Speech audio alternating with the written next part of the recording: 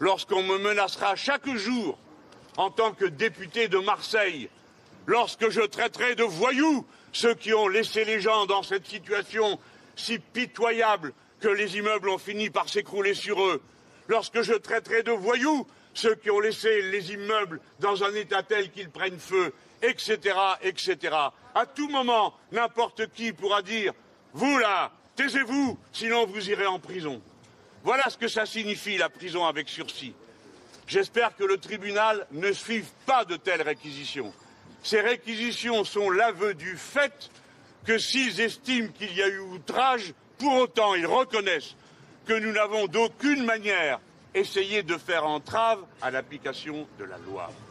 Les réquisitions sont la démonstration du fait que nous avons raison depuis le début. Parce que si nous étions ce qu'ils disent, il fallait réclamer mon inéligibilité, il fallait réclamer celle de mes camarades. Et ils ne l'ont pas fait. Tout ce qu'ils ont demandé à tous mes camarades, c'est de l'argent.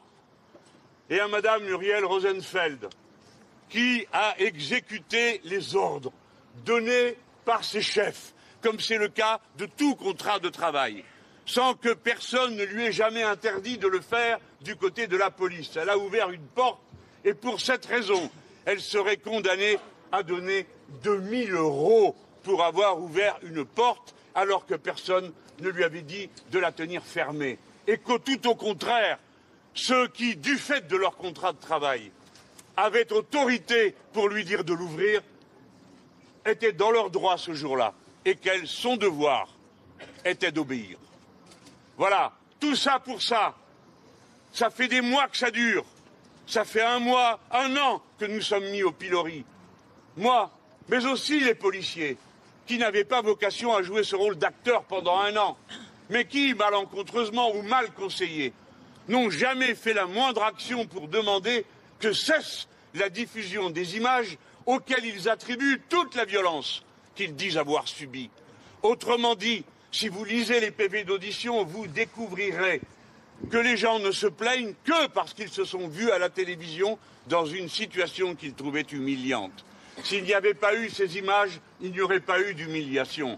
S'il n'y avait pas eu ces images, il n'y aurait pas eu de procès. S'il n'y avait pas eu de ces images, aucune des pantanolades de M. Dupond-Moretti n'aurait été possible. Car on ne cesse de me reprocher mon physique, mes yeux exorbités quand je crie. Je n'ai pas d'autres yeux que cela. Je n'ai pas de figure de Ressange pour les grands jours. Je n'ai que ma figure, ma pauvre figure. Et c'est elle qu'on me reproche. Je parle fort, et je parlerai fort toute ma vie, je l'espère.